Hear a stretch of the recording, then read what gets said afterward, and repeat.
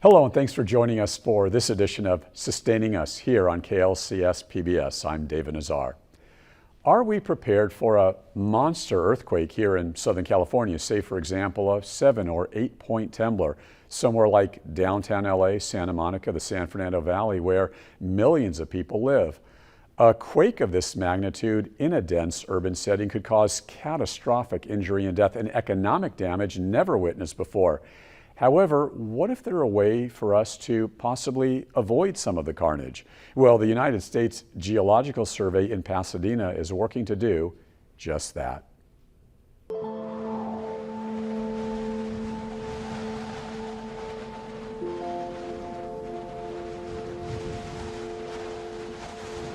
California is famous for its great weather, majestic mountains, and amazing beaches.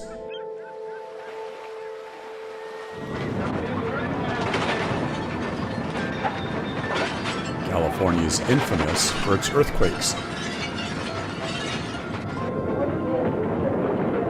The two most notorious tremblers are still the 1906 San Francisco earthquake and the 1994 Northridge earthquake because of the massive destruction and loss of life. In July of 2019, the Golden State was hit with a 7 magnitude quake, the Ridgecrest earthquake. However, the epicenter was about 120 miles northeast of Los Angeles, a far distance from any major urban area, so fortunately there were no injuries or lives lost. We have earthquakes every day in Southern California, 20 to 30 earthquakes. Some of them we feel, some of them we don't. It's a matter of just when it's going to happen, not a matter of if. So we want people to be as ready as possible. Robert DeGroot is a scientist with the United States Geological Survey, or USGS. DeGroot studies everything from earthquakes and earthquake behavior to risk reduction and quake preparedness. He says California is due for a catastrophic trembler. The big event that really put California on notice in recent times is the 1994 magnitude 6.7 Northridge earthquake. It was an event that happened in a very highly populated region of the San Fernando Valley.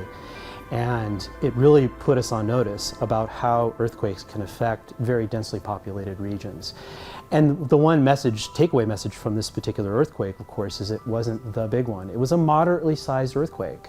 So it actually, but did a considerable amount of damage in a number of different areas. There were something in the order of 57 deaths and many billions of dollars of damage. We are going to have the big earthquake at some point in the future, and so anything we can do now, anything we can do to reduce the risk due to that earthquake at this point will determine how we're able to recover from that event.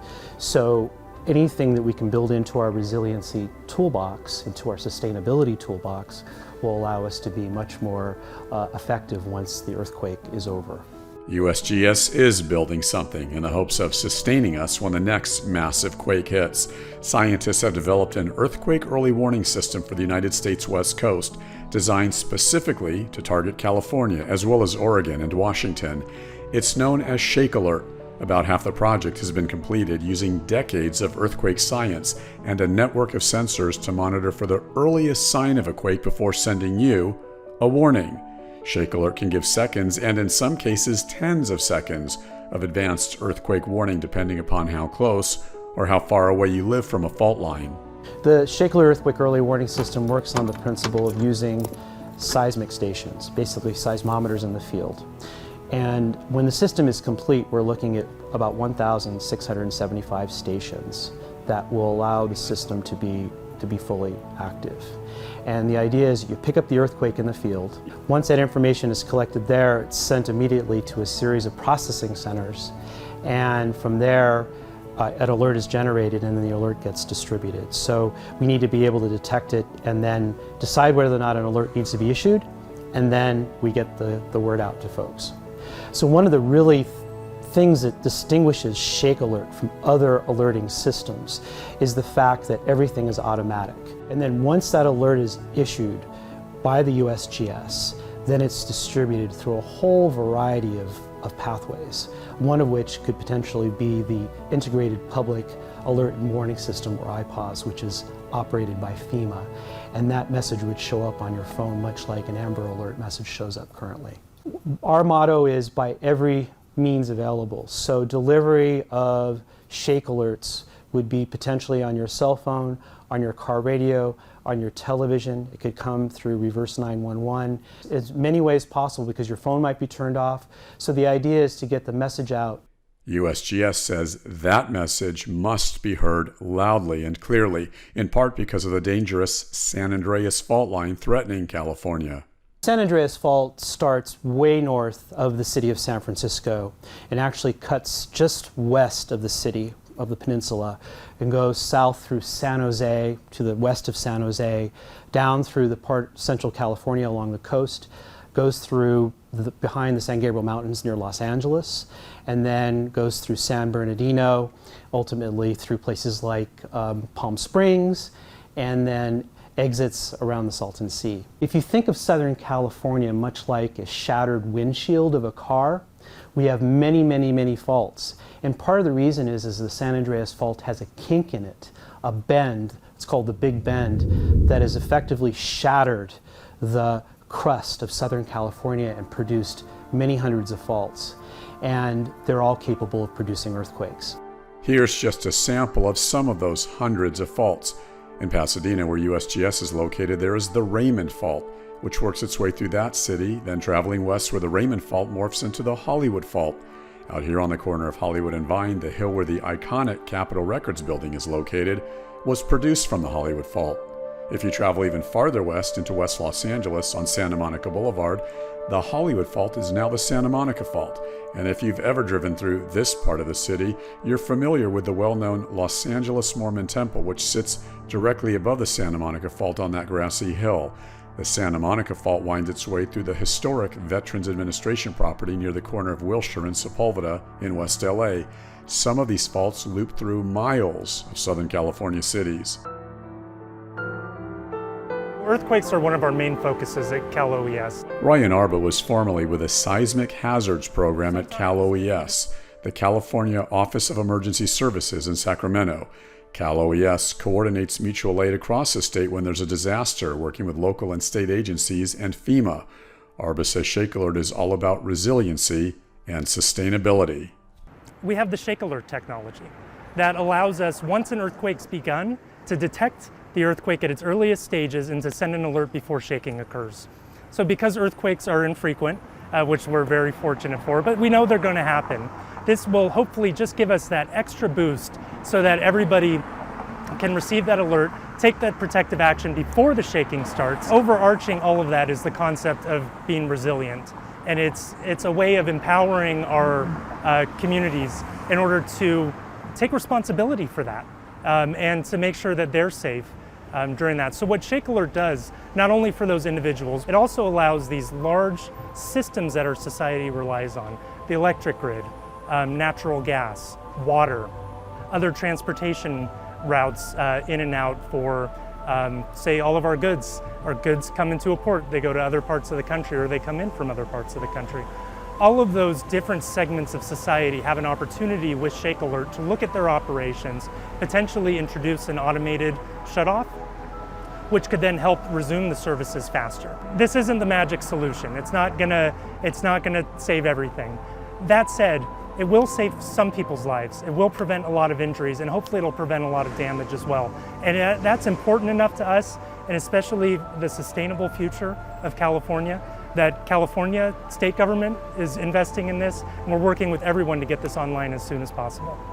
What we're looking at in terms of destruction is thousands of lives lost in this earthquake, destruction across Southern California, and it's about $210 billion of losses of this magnitude 7.8 earthquake. And to give you a sense of the shaking that went on during the Northridge earthquake, you're talking maybe something in the order of 10 to 15 seconds of shaking, whereas this earthquake will have shaking that's going to last for 2.5 minutes.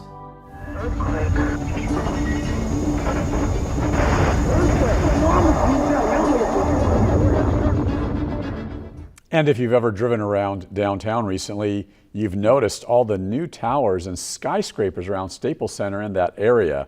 There are in fact more tall tower projects being built here in LA County than almost any other major urban US city. The question is, are they safe? Well, joining me now to discuss is Hal Bastian. Hal is Executive Vice President of Major Properties, and he's one of the leaders of the downtown LA Renaissance for over 25 years. Thanks for being here, Hal.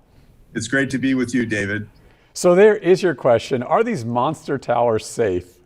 Yes, there you go. The interview's finished. Yeah, in all seriousness, I've been in downtown since 1994, and we're in a place with pretty big buildings. Relative to New York and Shanghai, we don't have a lot of tall buildings. But the issue is that we have great engineering that has been going on all over the world for earthquake engineering for tall buildings. And so this isn't our first time to the rodeo, and buildings are built with lots of thought in mind, because people that build buildings don't want to kill people. Obviously, every area of the country, Hal, has their natural disasters. Would you rather have a hurricane, a wildfire, or an earthquake? Because those buildings, listen, those are tall buildings. Well, I'll tell you what, I have been here since 1960. I was in the 1971 Sylmar earthquake. I was in the 1994 Northridge earthquake. So I've had two really big events in 60 years, and I'll take that all day long. You deal with so many developers, city leaders, community leaders, real estate folks. Is there any concern? Do they talk among themselves and say, you know what, hey, maybe we just should not be building these giant monstrosities of towers here in earthquake country? Yeah, well, the first thing is I would take exception to the word monstrosity, because I happen to think that they're beautiful. They're very, very tall buildings. But relative to other world areas, so for instance, Tokyo, which has a lot more seismic activity than we do, they have tall buildings here and there, and we have them here. And some of my best friends are structural engineers, and in getting ready for this interview, I talked to them a little bit. And the bottom line is, we don't design these tall buildings to be earthquake proof and sustain no damage. They're designed to save human lives and keep any kind of structural failure from happening. And your initial question is, are they safe? Well, I've been in and around downtown LA since 1994, and if I didn't feel safe, I wouldn't be here, and I wouldn't be going into tall towers. So basically what you're saying is these towers are not earthquake proof, but they are earthquake safe. Correct. Talk a little bit about what this LA downtown renaissance is. As I mentioned at the beginning of this interview, I had left LA for about 10 years and I returned, and now it looks like Manhattan. I mean, this is crazy what's happening in downtown Los Angeles. Well, I'll tell you, it may seem crazy to you, but it's an overnight wonder I've been working on for 25 years. So we've been working on it for a long time. In 1924, 100,000 people lived in downtown Los Angeles. And until just after World War II, downtown was the center of everything. It was the center of commerce and retail and law and the courts and just everything. And then we suburbanized out. We kind of lost our way.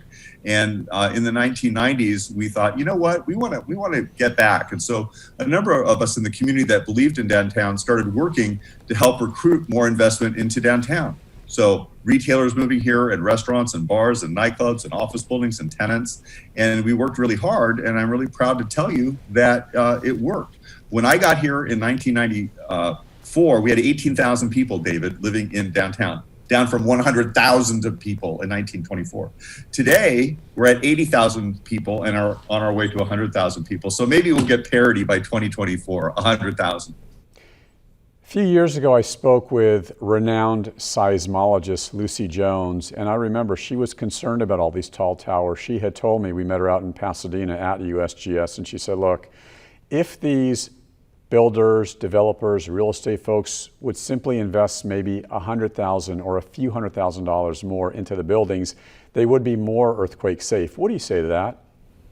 Well, all I can tell you is that everybody is concerned about human life. A lot of times the developers of these buildings occupy the buildings. So do you think they're going to build a building that they think is going to fail around them? No. A lot of time and effort is spent with engineering. There are world events, world earthquakes every year that we learn from and we incorporate into our engineering. So I'm a little bit more optimistic than Dr. Jones. And we have to remember too, in terms of business and investment, et cetera, do you think people would invest hundreds of millions and sometimes billions of dollars if they thought they were going to build a building that was going to fail? I don't think so. Good point. In closing, Hal, where does the downtown Los Angeles skyline go from here? What is the future? Is this sustainable? As I said, it's amazing what is happening in this area with the construction. Yeah, well, I certainly think it's sustainable. And we live in a region of 18 million people. And there's an infinite demand for housing. We have a housing problem. So I think it's totally sustainable. What is happening right now during COVID-19, though, is we're trying to understand, well, people learn that they can work from home. So maybe they don't need to come to the office every day. Well, there's a lot of moving parts. Here's the one thing I know.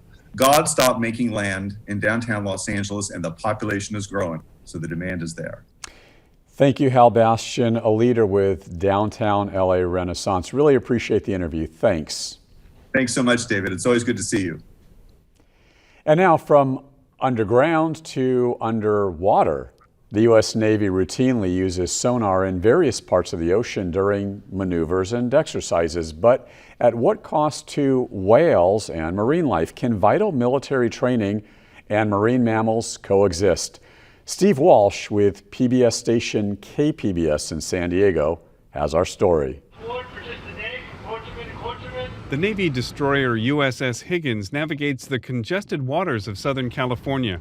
During a recent training mission, they deploy a Kingfisher, a type of active sonar that trails behind the ship on a long tether. They use it to hunt for mines, but the sound can seriously injure whales. As they leave San Diego Bay, below deck, the crew monitors a map on a computer screen. Lieutenant Eileen Allegra says that map tells them whether it's safe to turn on the sonar. It came up and said there's no restrictions, and it tells us, but if a whale comes, this close to you, make sure you power down the sonar by this much. The Navy created this detailed protocol over several years in response to lawsuits brought by environmental groups. Some of the Navy's most intense training happens in the waters between California and Hawaii. Carrier groups train here before deploying to the Pacific. The Marines practice amphibious landings along the California coast. But these sounds can disrupt marine life. Brett Hartle is with the Center for Biological Diversity. Many marine mammals, so beaked whales, blue whales, humpback whales, they rely on sound. We can't even hear it because they're communicating at levels we can't fathom with our ears and we can't detect it. But if they can't hear, if their hearing is damaged, they're basically as good as dead. It's the way they communicate, it's often the way they find food. A 2015 settlement in a federal lawsuit required the Navy to reduce the use of active sonar. Certain habitat is also off limits to the military during parts of the year, including a blue whale foraging area off the coast of San Diego. But the Navy's proposed plan loosens some of those restrictions. Alex Stone is the Navy's project manager for the new plan. Instead of in the context of litigation, we've looked at everything new, using science, using what is practical for us to implement in terms of mitigation. Stone says the new plan will still take into account sensitive habitat and lays out when and where the Navy can use sonar and detonate explosives. But environmentalists say the plan erases some of the progress they fought for over the years. Brett Hartle with the Center for Biological Diversity. The Navy has made progress in the past. They have restricted some of their activities in the past. Now they're sort of backsliding a little bit. And we're concerned about that because there are reasonable ways of dealing with both military training and protecting marine mammals. Environmentalists want the Navy to limit explosions in sonar in more areas where they know marine mammals congregate at certain times of the year. But that would likely mean fewer exercises close to shore, and the Navy resists moving exercises farther out to sea. At the end of their first day of exercises, the USS Higgins was still close enough to shore that a group of visiting midshipmen from the Naval Academy could still go back to San Diego on board small landing craft. Stone says going farther from shore isn't practical. We want to be as efficient as we can with our training, and having our forces steam, hundreds of miles out before they can even start training just doesn't work well. The Navy's own studies have shown the impact active sonar has on marine mammals. Even large blue whales will turn away from ships using it. Most of the time, the ships use passive sonar, essentially listening to the ocean. But active sonar is more accurate. It bounces high-intensity sound off an object. The Navy trains spotters to scan the horizon for marine mammals. They're supposed to shut down exercises if they see a whale breaching nearby. But Hartle says even trained spotters can't see what's under the water. Species like the endangered beak whale aren't easy to locate. I've been out on the ocean. I've done whale surveys. They're hard to find. Beak whales are only 10, 15 feet long. And in a big ocean, it's easy to miss them. In June, the California Coastal Commission unanimously rejected the Navy's plan. The two sides say they're still talking. The Navy actually doesn't need California's approval. The National Marine Fisheries Service does have to approve the plan. The current plan expires December 25th.